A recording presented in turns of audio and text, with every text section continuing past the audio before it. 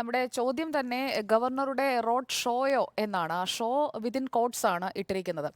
ഇവിടെ പേരിൽ തന്നെ ഷോ ഉള്ള ഒരാളുടെ ഷോ കഴിഞ്ഞ കുറച്ച് ദിവസങ്ങളായി നമ്മൾ കണ്ടുകൊണ്ടിരിക്കുകയാണ്. PMR show. ആ ഷോ കണ്ടുകൊണ്ടിരിക്കുമ്പോൾ ഈ ഒരു ടൈറ്റിലേക്ക് വന്നതിൽ എനിക്ക് വലിയ അത്ഭുതമൊന്നും തോന്നുന്നില്ല. ഇവിടെ കൃത്യമായി വെല്ലുവിളിച്ചത് ആർ ഷോയാണ്. ഞാൻ കഴിഞ്ഞ ചർച്ചയിലും അത് ചൂണ്ടിക്കാട്ടിയതാണ്.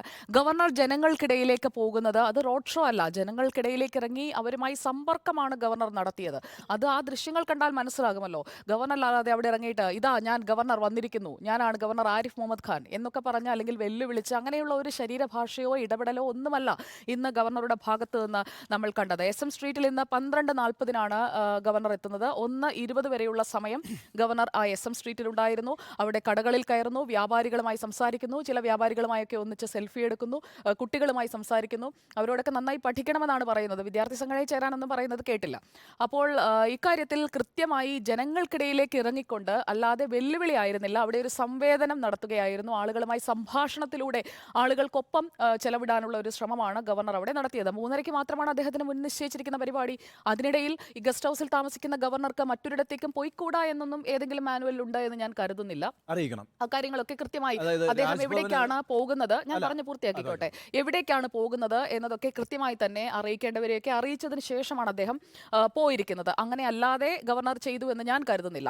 വെല്ലുവിളിച്ചാണ് ഇറങ്ങിയത്. അല്ല, ഗവർണർ എന്താണ് വെല്ലുവിളി? രാജ്ഭവനാണ് ഒരു ഗവർണറുടെ യാത്രയുടെ സെക്യൂരിറ്റി മുഴുവൻ തീരുമാനിക്കുന്നത്. ആ സെക്യൂരിറ്റി രാജ്ഭവൻ കൃത്യമായി പോലീസ് മേധാവിക്ക് അറിയിക്കണം. പിന്നെ ഗവർണർ പോകുന്ന സ്ഥലത്ത് പോയി പിന്നെ സിസ്റ്റത്തിലേക്ക് ഈ പോലീസ് മേധാവിയാണ് കാര്യങ്ങൾ അറിയിക്കുക. ഇവിടെ ഇപ്പോൾ എൻ്റെ സുജയ 4-5 പോലീസുകാർ ചുറ്റും നിൽക്കുന്ന ഒരു സാഹചര്യമാണ് ഉണ്ടായത്. കാലിക്കറ്റ് പോലീസിന് അറിയില്ല ഇദ്ദേഹം അവിടെ വരുന്നു എന്നുള്ളത്. ഇനി അവിടുന്ന് അദ്ദേഹം എങ്ങോട്ട് പോകും എന്നറിയില്ല. ഈ കൺഫ്യൂഷൻ ക്രിയേറ്റ് ചെയ്യരുത്. അവിടെ ഒരു ക്രമസമാധാന പ്രശ്നം ഉണ്ടായില്ല എന്നത് നമ്മുടെയൊക്കെ ഭാഗ്യം. പക്ഷേ ഏതെങ്കിലും തരത്തിലുള്ളൊരു ക്രമസമാധാന പ്രശ്നം അവിടെ ഉണ്ടാവുന്നൊരു സ്ഥലമല്ല കേരളം. പക്ഷേ അത് നല്ല ഉറപ്പുള്ളത് കൊണ്ടാണ് അദ്ദേഹം അങ്ങനെ ഇറങ്ങി പോകുന്നതും. നമുക്ക് വളരെ സിമ്പിളായിട്ട് അറിയാം. താങ്കളുടെ സമയത്തിൽ ഇടപെടുകയല്ല, ഒറ്റ കാര്യമേ ഉള്ളൂ. ഈ പറയുന്ന മാനാഞ്ചിറ മൈതാനത്താണെങ്കിലും പിന്നെ ഈ പറയുന്ന മിഠായി തെരുവിലൊക്കെ ആണെങ്കിലും അദ്ദേഹവുമായിട്ട് അദ്ദേഹത്തിൻ്റെ ആശയങ്ങളുമായിട്ട് എത്രയോ വിയോജിപ്പുള്ള ആളുകളുടെ ഒരു ഭൂരിപക്ഷം ആളുകളാണ് അവിടെ ഉണ്ടാവുക എന്നുള്ള കാര്യത്തിൽ എന്തെങ്കിലും തർക്കമുണ്ടോ? പക്ഷേ അവരത്ര മനോഹരമായിട്ടാണ് അദ്ദേഹത്തോട് പെരുമാറിയത്. അല്ല, മനുഷ്യരല്ലേ, അവർക്ക് രാഷ്ട്രീയം ഉണ്ടല്ലോ. മനുഷ്യരുടെ രാഷ്ട്രീയം തീരുമാനിക്കേണ്ടത് ഞാനോ താങ്കളോ അല്ല. ബാലകൃഷ്ണൻ അത് അവരവരുടെ വിവേചനാധികാരം ഉപയോഗിച്ച് വോട്ടവകാശത്തിലൂടെ വിനിയോഗിക്കുന്നുണ്ട്. അതിൽ നമ്മൾ ഇടപെടുന്നതും ശരിയല്ല.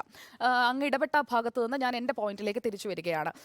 അതായത് ഗവർണർ പോലീസ് സുരക്ഷ വേണ്ട എന്ന് പറഞ്ഞതിന് ശേഷമാണ് അത് കൃത്യമായി DGPയെ അറിയിക്കുകയും ചെയ്തിരുന്നു. അതിനുശേഷം അദ്ദേഹം മാധ്യമങ്ങൾക്ക് മുന്നിൽ വന്ന് പറഞ്ഞത് I don't need any protection, I love the people of Kerala, they love dum. അത് പറഞ്ഞതിന് ശേഷമാണ് ഗവർണർ പോകുന്നത്.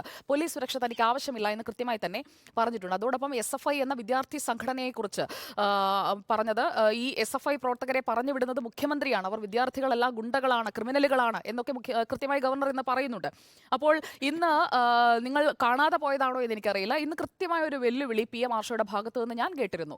ആർ ഷോ മാധ്യമങ്ങൾക്ക് മുന്നിൽ വന്ന് റിപ്പോർട്ടർ അടക്കമുള്ള മാധ്യമങ്ങളോട് ഇന്ന് സംസാരിച്ചപ്പോൾ പറഞ്ഞത് ഗവർണറെ ഞങ്ങളുടെ പ്രതിഷേധം കാണിച്ചിട്ടേ വിടൂ. അതൊരു വെല്ലുവിളിയുടെ സ്വരമായി തന്നെയാണ് എനിക്ക് കൃത്യമായി തോന്നിയത്. പ്രതിഷേധക്കാരെ കണ്ടില്ല താൻ എവിടെയും എന്ന് ഗവർണർ കഴിഞ്ഞ ദിവസം പറഞ്ഞതുപോലെ തന്നെയാണ് ഇന്നും പ്രതികരിച്ചത്. കാണിച്ചിട്ടേ വിടൂ എന്ന വെല്ലുവിളി നടത്തുന്നു. അതോടൊപ്പം തന്നെ കറുത്ത ബലൂണുകൾ മതിൽ ചാടിക്കടക്കുന്നു. ആകെ മൊത്തം ആ ക്യാമ്പസിലുടനീളം ഒരു ഷോ കാണിച്ചത് SFI ആണ് എന്നുള്ളത് വളരെ വ്യക്തമാണ്. കാലുകുത്തിക്കില്ല എന്ന് ആവർത്തിച്ച് വെല്ലുവിളിച്ചുകൊണ്ടേയിരുന്നത് SFI ആണ്. ആ പറഞ്ഞയിടത്ത് താമസിച്ചു, പരിപാടിയിൽ പ്രസംഗിച്ചു. അതോടൊപ്പം തന്നെ മിഠായി തെരുവിലടക്കം ജനങ്ങൾക്കിടയിലേക്കാണ് ഇറങ്ങിയത്. അവിടെ ഈ പറയുന്ന സെമിനാറിൽ പങ്കെടുക്കാൻ എത്തിയപ്പോൾ അദ്ദേഹം പറഞ്ഞ ഭാഗത്തെക്കുറിച്ചുള്ള തർക്കത്തിലേക്ക് അല്ലെങ്കിൽ അതിലെ വ്യത്യസ്തമായ അഭിപ്രായങ്ങളിലേക്ക് നമുക്ക് അടുത്ത ഘട്ടത്തിൽ പോകാം. അതുകൊണ്ട് തന്നെ അതിലേക്ക് ഞാനിപ്പോൾ കടക്കുന്നില്ല. ഇതിൽ കൃത്യമായി ഗവർണർ എവിടേക്കാണ് പോകുന്നത് എന്നുള്ളത് പറഞ്ഞില്ല എന്ന വാദമൊന്നും നിൽക്കില്ല എന്ന് ഞാൻ കരുതുന്നു. കാരണം പ്രൊട്ടക്ഷൻ തനിക്ക് ആവശ്യമില്ല എന്ന് ഗവർണർ DGPയെ ഔദ്യോഗികമായി അറിയിച്ചിട്ടുണ്ട്. പോലീസ് സുരക്ഷ തനിക്ക് ആവശ്യമില്ല എന്ന് വ്യക്തമാക്കിയിട്ടുമുണ്ട്. ഇവിടെ ഗ്രാൻഡ് ബേക്കറിയിലും ശങ്കരൻ ബേക്കറിയിലും ഒക്കെ ഗവർണർ പോയത് അത്ര വലിയൊരു ഷോയായി ഞാൻ കരുതുന്നില്ല. അവിടെയുള്ള സാധാരണക്കാരായ മനുഷ്യർക്കിടയിലേക്ക് ഇറങ്ങിച്ചെല്ലാനാണ് ഗവർണർ ഇന്ന് ശ്രമിച്ചത് എന്നുള്ളതാണ് ആദ്യ ഭാഗത്ത് എനിക്ക് പറയാനുള്ളത്.